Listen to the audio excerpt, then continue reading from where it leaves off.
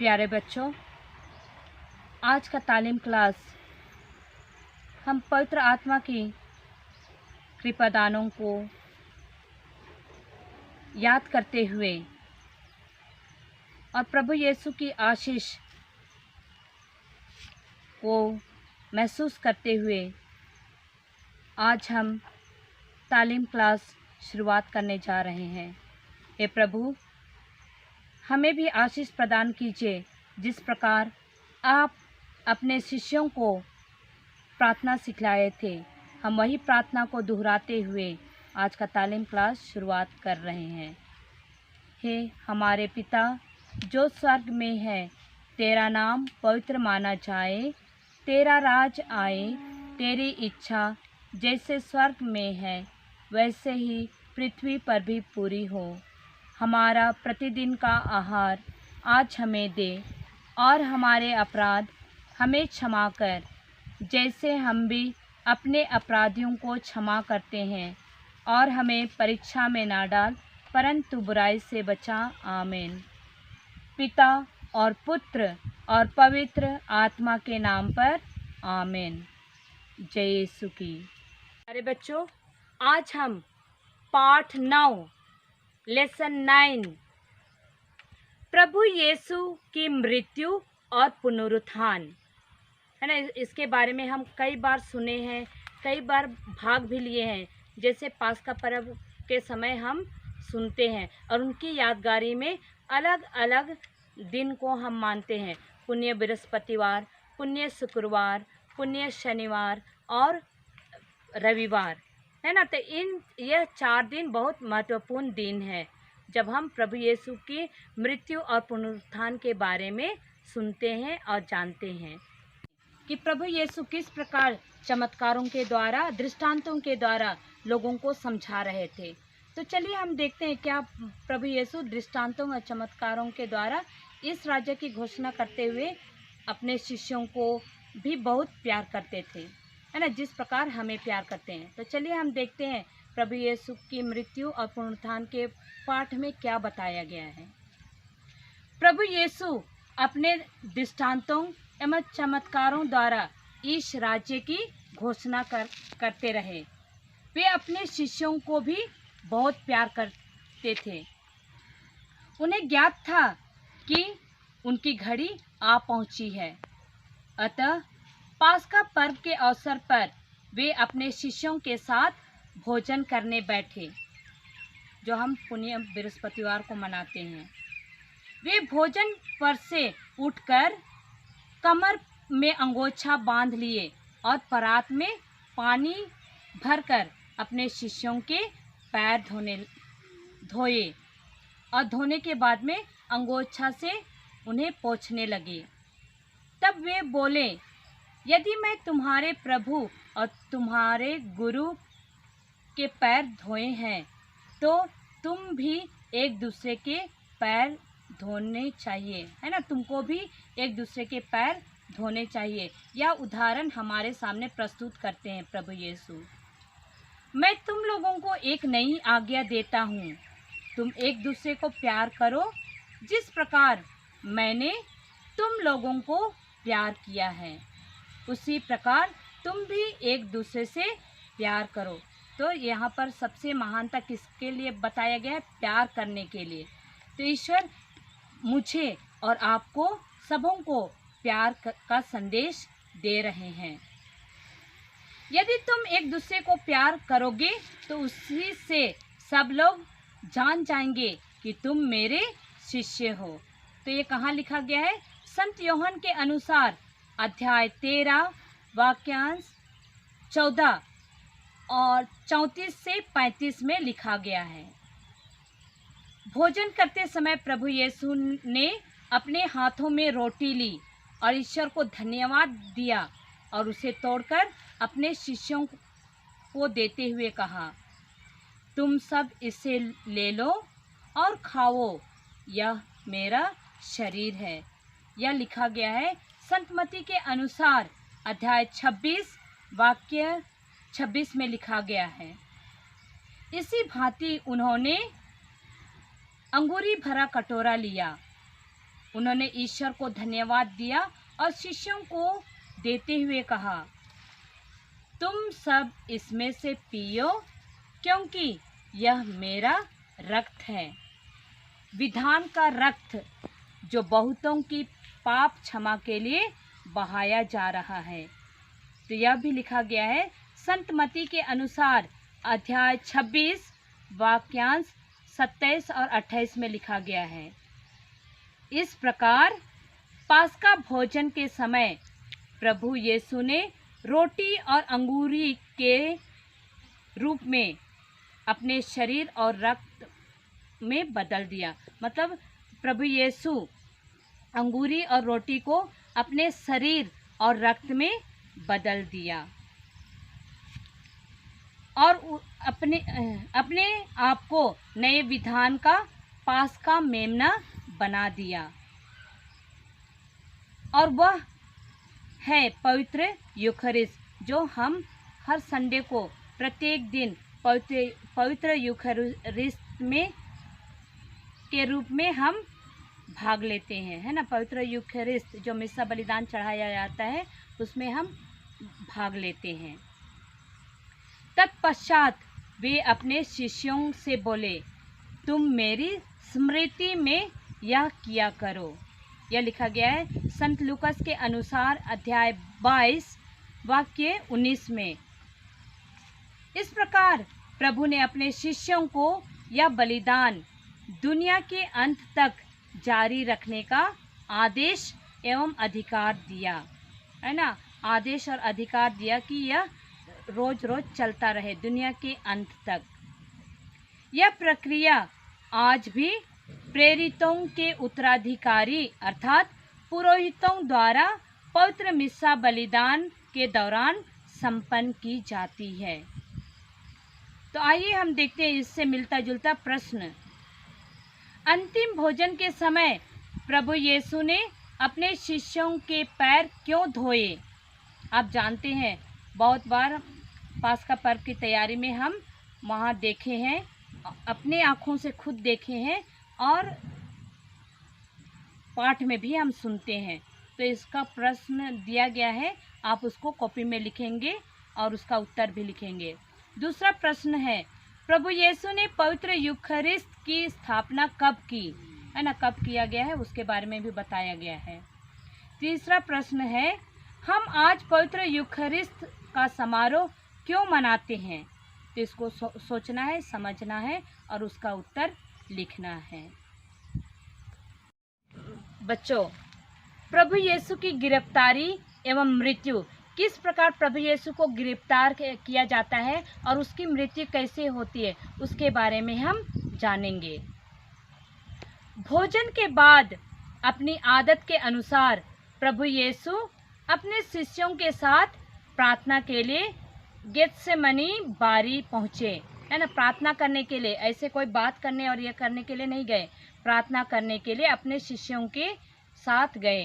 कहाँ गए थे? गेत्सेमनी बारी में।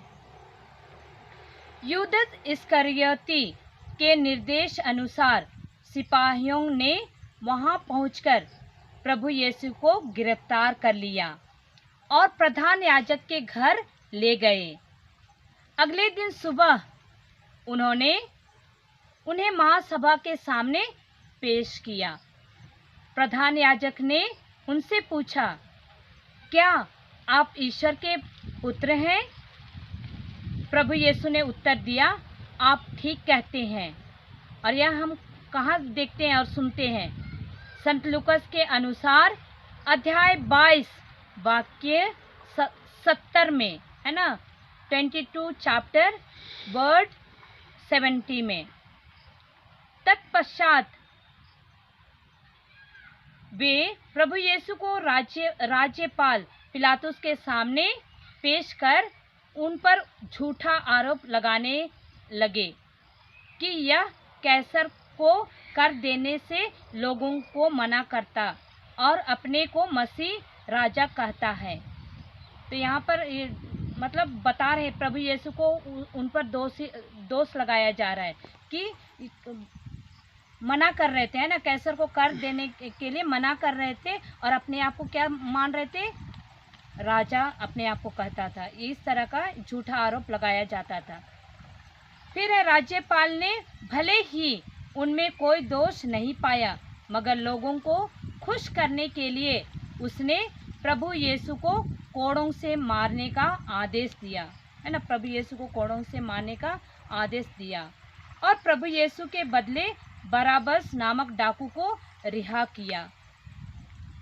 यह कहाँ हम सुनेंगे? संत लूकास के अनुसार अध्याय 23 वाक्यांश 1 से 25 तक में हम सुनते हैं और पढ़ते हैं। सिपाहियों ने प्रभु यीशु के कंधों पर भारी क्रूस लाद दिया। वे क्रूस ढोते हुए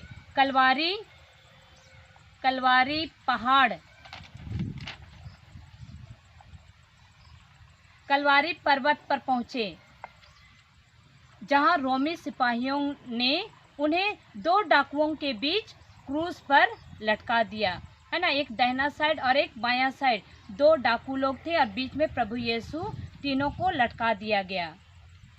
प्रभु यीशु ने अपनी आत्मा को ईश्वर के हाथों सौंपकर अपने प्राण त्याग दिए, है ना। तो प्रभु यीशु अपनी आत्मा को किसको सौंप दिए थे? ईश्वर के हाथों सौंपकर अपने प्राण त्याग दिए। तो यह लिखा गया है संत लूकास के अनुसार अध्याय 23 वाक्य 46 में लिखा गया है, हे पिता, मैं अपनी आत्मा तेरे हाथों सौंपता हूँ। इस प्रकार प्रभु यीशु ने अपनी मृत्यु द्वारा इस कथन को पूरा किया।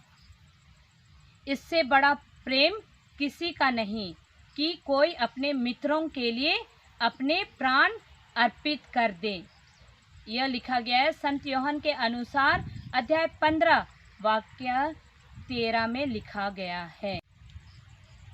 बच्चों, अभी हम देखेंगे प्रभु यीशु का पुनरुत्थान। अभी तो हम सुने थे कि प्रभु यीशु मर गए, है ना, अपना प्राण त्याग दिए। तो अभी उसकी पुनरुत्थान के बारे में जानेंगे। तो हमारा किताब में बताया गया है किस तरह प्रभु यीशु पुनर्जीवित होते हैं। यहूदी नेता प्रभु यीशु को मृत्यु दंड देकर बहुत खुश थे। उन्होंने सोचा कि प्रभु यीशु की मृत्यु के बाद सब कुछ समाप्त हो जाएगा, मगर क्या होता है, मृत्यु के बाद प्रभु यीशु ईश्वर की शक्ति से जी उठते हैं। किसकी शक्ति से? ईश्वर की शक्ति से जी उठते हैं। जो भक्त नारियां कब्र के पास गईं, है ना, 2 भक्त नारियां कब्र के पास गईं और उन्होंने ही बताया। उन्हें सर्वप्रथम जीवित प्रभु के दर्शन हुए और उन्होंने जाकर शिष्यों को यह शुभ संदेश सुनाया। बाद में प्रभु यीशु ने शिष्यों को भी दर्शन दिए और उनका विश्वास सुदृढ़ बनाया, है ना। जैसे उन्होंने शिष्यों ने प्रभु यीशु को देखा, उनका विश्वास और भी मजबूत हो गया। प्रभु यीशु के पुनरुत्थान द्वारा पिता ईश्वर ने प्रभु यीशु के जीवन एवं कार्यों को स्वीकार किया और उन्हें महिमान्वित भी किया। उन्होंने शैतान पर विजय पाई और ईश्वरीय राज्य का द्वार सबके लिए खोल दिया, है ना। तो प्रभु यीशु जैसे पुनर्जीवित हुए, हमारा स्वर्ग का द्वार क्या हो गया? सबके लिए खुल गया है, लेकिन उसके लिए भी कारण है। तभी हम देखते हैं catechism class of the Roman Catholic church वाक्य 131 में लिखा गया है, पुनरुत्थान शरीर धारण की चरम सीमा है। यह ख्रिस्त की ईश्वरता को प्रमाणित करता है और उन सभी बातों को सुदृढ़ करता है जिनकी शिक्षा उन्होंने दी। यह हमारे लिए ईश्वर की प्रतिज्ञाओं को पूर्ण करता है। प्रमुख बात यह है कि जी उठे ख्रिस्त पाप और मृत्यु के विजेता, हमारा उद्धार और हमारी मुक्ति के सार तत्व हैं, जो एकलौते पुत्र के जीवन में सच्ची भागीदारी हैं। कालांतर में वे हमारे शरीर को पुनर्जीवित करेंगे। तो जब हम मर जाएंगे विश्वास के साथ, तो हमारा जीवन भी क्या होगा? पुनर्जीवित होगा। और हम देखते हैं कैटेकिज्म ऑफ द कैथोलिक चर्च वाक्य 112 में लिखा गया है, प्रभु यीशु का पास्का रहस्य उनके दुख भोग, मरण, पुनरुत्थान और महिमा प्राप्ति का समन्वय है। यह ख्रिस्तीय धर्म का केंद्र है, क्योंकि अपने प्रभु यीशु ख्रिस्त की मुक्तिदायी मृत्यु के द्वारा ईश्वर की मुक्ति योजना सदा के लिए संपन्न हुई। तो बच्चों, हम पाठ से मिलता जुलता प्रश्न देखेंगे। पहला प्रश्न है, प्रभु यीशु ने नया विधान कब स्थापित किया? दूसरा प्रश्न है, पवित्र यूखरिस्ट एवं पुरोहिताई संस्कार की स्थापना कब हुई? तीसरा प्रश्न है, प्रभु यीशु ने अपने शिष्यों के पैर क्यों धोए? चौथा प्रश्न है, प्रभु यीशु का पुनरुत्थान हमें क्या शिक्षा देता है? तो ये 4 प्रश्न हैं। आप उसको सोचेंगे, समझेंगे और अपनी कॉपी में उसका उत्तर लिखेंगे। इस पाठ से क्या सीखें उसके बारे में हम मनन करते हुए एक बार रिवाइज करेंगे।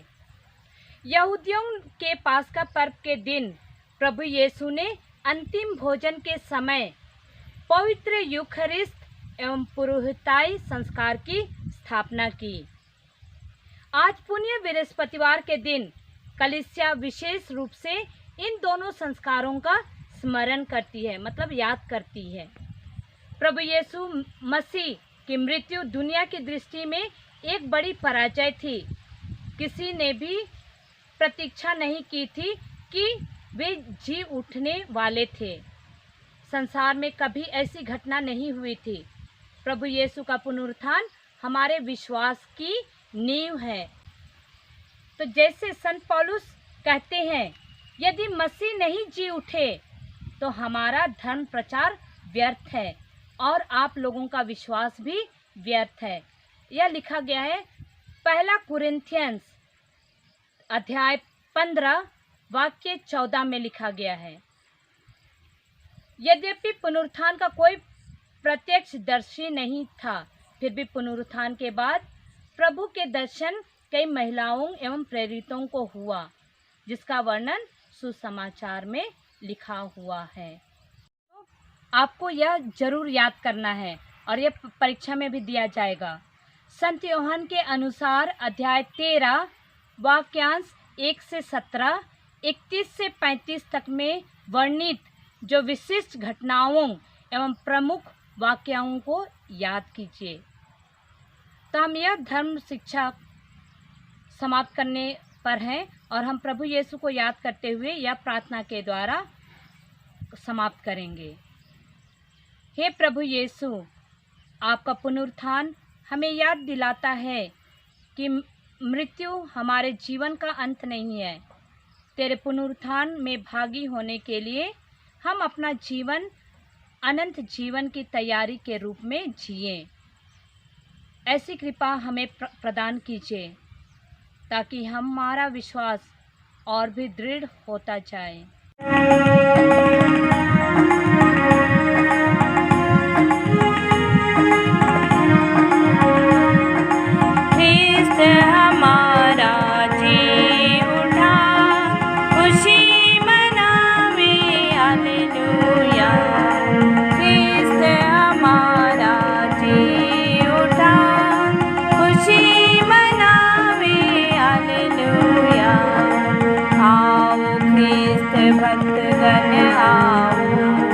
परित्राता की महिमा गाओ, पास्का की पूजनीय बलि को तुम सब महिमा गान चढ़ाओ। ख्रिस्त हमारा जी उठा, खुशी मनावे हालेलुया। जीवन मौत का युद्ध यह भारी, देख रहा था जब कलवारी, जीवन नायक मरा क्रूस पे, पर वह जीवित राजा अब जय ख्रिस्त हमारा जी उठा, खुशी मनावे हालेलुया। मरिया तू हम ये हाल बता, आज सवेरे जो देख लिया, जी उठते ख्रिस्त की कब्र पर बैठे दो दूत अति मनोहर, ख्रिस्त हमारा